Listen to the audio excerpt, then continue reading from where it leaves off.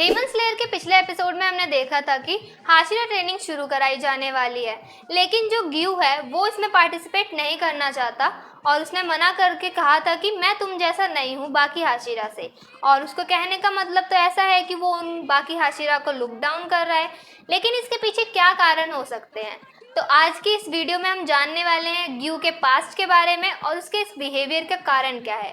तो शुरुआत होती है जहाँ पर कागाया का मैसेंजर तमाया के पास भी पहुंच जाता है और वो वहां पे कहता है कि रात में ऐसे खिड़की को खुला रखना डेंजरस है। और उसी के बाद वो कहता है कि तुम्हारा ट्रस्ट गेन करना काफी ज्यादा मुश्किल है, जैसा कि तांजीरो ने कर लिया है, बट मैं तुम्हें यहाँ पे हार्म पहुंचाने नहीं आया हूँ। यहाँ आने का मेरा एक मकसद है। अपना मकसद यहाँ पे बताता है और कहता है कि मुजान को हराने में हमारा साथ दो। लेकिन तमाया सोचती है कि ये लोग एक डीमन को अपने डीमन स्लेयर हेडक्वार्टर्स में क्यों बुला रहे हैं। जैसा कि हमने देखा था कि तांजीरो अपनी प्रीवियस फाइट के बाद ना रिकवर कर रहा था और उसके पास एक क्रो एक मैसेज लेके आता है जिसे हमें तब नहीं दिखाया गया था, लेकिन उसको पढ़ने के बाद ना वो कहता है कि ग्यू जो है वो ट्रेनिंग में पार्टिसिपेट नहीं करने वाला। और उसके बाद हमें पता चलता है कि उस लेटर में लिखा क्या था जो तांजीरो को रिसीव हुआ था। और ये लेटर कागाया ने लिखा था और वो यहाँ पे कह रहे हैं कि मैं तो मूव भी नहीं कर सकता हूँ, लेकिन मैं ग्यू से बात करना चाहता हूँ, पर ये बहुत ज़्यादा मुश्किल हो चुका है मेरे लिए और मैं चाहता हूँ कि सभी लोग हार्डवर्क करें। और क्या तुम ग्यू से मेरे बिहाफ में बात कर सकते हो?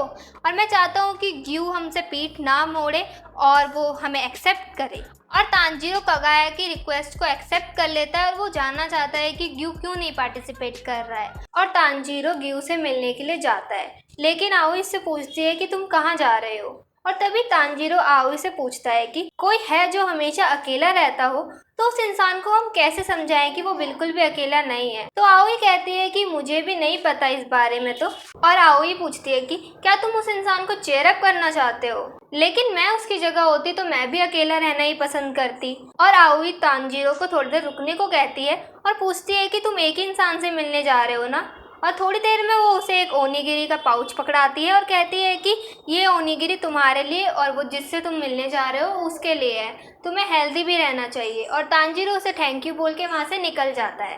तांजीरो ग्यू के पास भी जाता है, लेकिन वहाँ पे ग्यू जो है वो बहुत शांति से बैठा हुआ है एक कमरे में। और तांजीरो गेट पर खड़ा हो जाता है और वो ग्यू का नाम चिल्लाने लगता है कि ग्यू सान, ये मैं हूँ, कमा दो तांजीरो। लेकिन ग्यू उसका कोई जवाब नहीं देता, लेकिन फिर भी तांजीरो कहता है कि ओके मैं अंदर आ रहा हूँ और वो बिना परमिशन के अंदर घुस भी जाता है। और ग्यू सोचता है कि ये सच में अंदर आ भी रहा है। तांजीरो हाशिरा ट्रेनिंग के बारे में उसे बताता है, लेकिन ग्यू कहता है कि ये सब मुझे पहले से ही पता है।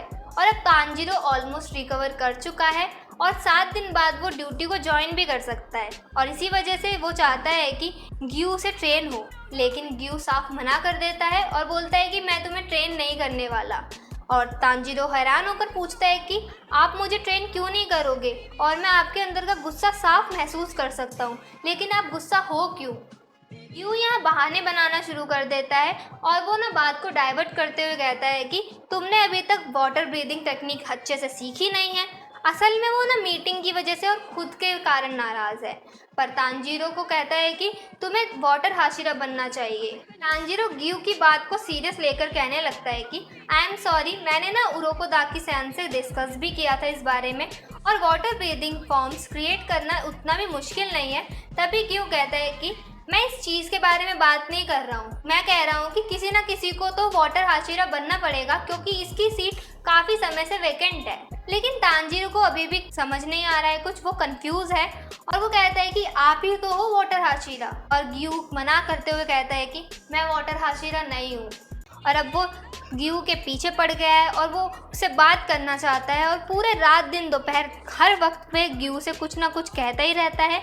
और ग्यू आखिरकार हार मान के सोचता है कि ये नहीं मानने वाला, ऐसा कब तक चलता रहेगा। और ग्यू फाइनली गिव अप कर देता है और वो बताता है कि उसने कभी फाइनल सिलेक्शन में पास किया ही नहीं था और ये सेम एग्ज़ाम है जिसमें तांजीरो भी पास हुआ था। और उसी के बाद से ग्यू की बैक स्टोरी स्टार्ट होती है जहाँ पे वो बता रहे हैं कि एक लड़का था जिसका नाम साबितो था, वो उसी के साथ एग्ज़ाम देने गया था और ग्यू उस वक्त पे 13 साल का था और दोनों सेम एज के थे और इसी वजह से ना दोनों की काफ़ी अच्छी दोस्ती भी हो गई थी।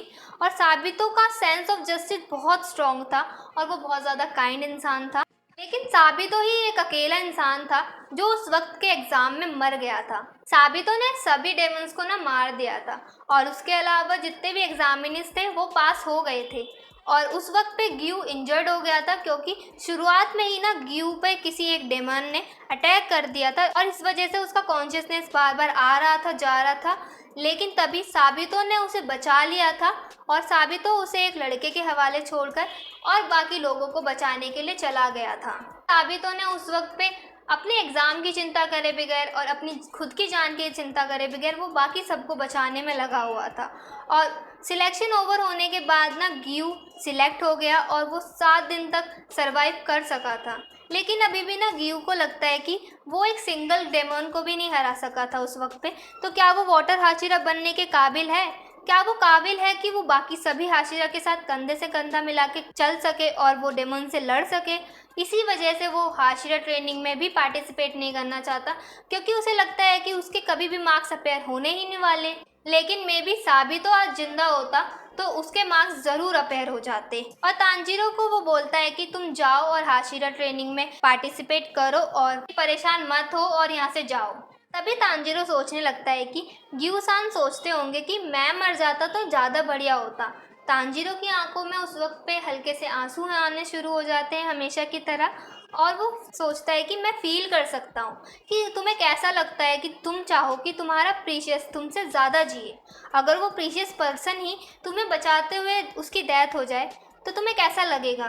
तुम तो जीते जीते ही मर जाओगे और तुम्हारा फ्लैश बॉडी से निकल गया होगा, तुम्हें ऐसा फील होगा। साबितो, जिस बच्चे ने मुझे मिस्टी माउंटेन में ट्रेन किया था, ये कितना वियर्ड है कि जिन दोनों ने मेरी जान बचाई है आज दोनों ही मर चुके हैं, यानी कि साबितो तो मर ही चुका है, ग्यू जीते जीते मर रहा है। अब मैं देख पा रहा हूँ कि ग्यू-सान और साबितो सेम एग्जाम सिलेक्शन में थे, तो अगर साबितो आज जिंदा होते तो ग्यू-सान की एज जितना होता और अमेजिंग स्वॉर्ड्समैन तो होता ही। और तांजीरो सोचने लगता है कि साबितो ने सभी सिलेक्शन वाले बच्चों को बचाया था, लेकिन उसकी जगह अगर मैं खुद होता ना तो मैं खुद की जान बचाने में ज़्यादा बिजी होता, ना कि किसी और की जान बचा पाता।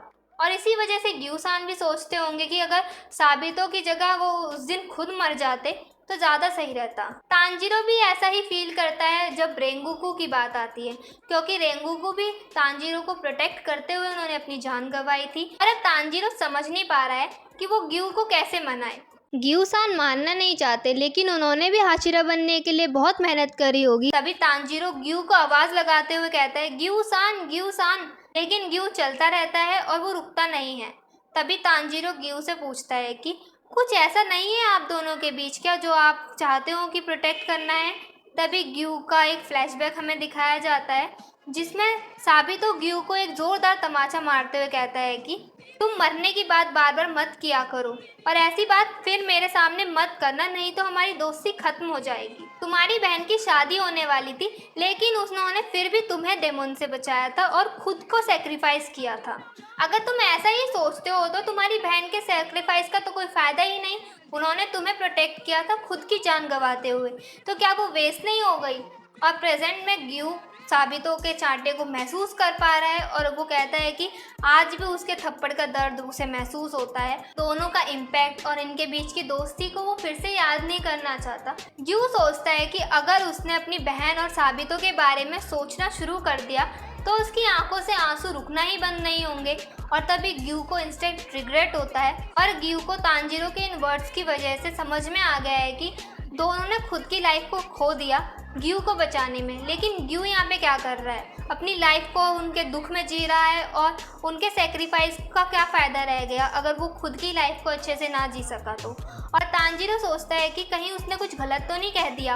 और तभी ग्यू कहता है कि मैं भी तुम्हारे साथ ट्रेनिंग करूँगा। लेकिन तांजीरो को इस बात पे विश्वास नहीं होता और तांजीरो एक फूड कॉन्टेस्ट के बारे में सोचने लगता है। और अब फाइनली ग्यू मान चुका है हाशिरा ट्रेनिंग को कंप्लीट करने के लिए, लेकिन तभी दूसरी तरफ हमें दिखाया जाता है कि शिनोबू भागी भागी आ रही है और अपनी बहन की श्राइन में पूजा करने लगती है और अपने आप से कहती है कि कम डाउन, क्योंकि ओनली इमेच्योर पीपल ही अपने इमोशंस को कंट्रोल में नहीं कर पाते। और कनाओ वहाँ पे उस वक्त पे आ जाती है और वो बोलती है कि मैं विंड हाशिरा की ट्रेनिंग के लिए जा रही हूँ। और वो शिनोबू से पूछती है कि जब वो रॉक हाशिरा की ट्रेनिंग को कंप्लीट कर लेगी तो क्या वो शिनोबू के साथ भी ट्रेनिंग कर सकती है? शिनोबू मना कर देती है कि वो ट्रेनिंग में पार्टिसिपेट नहीं कर रही। यहाँ एक हाशिरा ने हाँ कहा है तो दूसरा हाशिरा मना कर रहा है ट्रेनिंग के लिए। और कनाओ कहती है कि मैं आपसे ट्रेनिंग लेना चाहती थी, और वो काफ़ी दुखी थी जब वो ये शब्द कह रही थी। और शिनोबू बोलती है कि कनाओ, तुम अपनी फीलिंग्स के साथ ना बहुत ज़्यादा ऑनेस्ट हो, तो यही सही वक्त है कि मैं तुम्हें बताऊं कि जिस डीमन ने मेरी सिस्टर कनाए को मारा था उसे हम कैसे मार सकते हैं। और यहाँ पे हमें नहीं दिखाया जाता कि शिनोबू ने क्या बताया कनाओ को। और यहीं पे एपिसोड का एंड हो जाता है और अगले एपिसोड से हाशिरा ट्रेनिंग स्टार्ट हो जाएगी। तो मिलते हैं नेक्स्ट वीडियो में। Bye bye.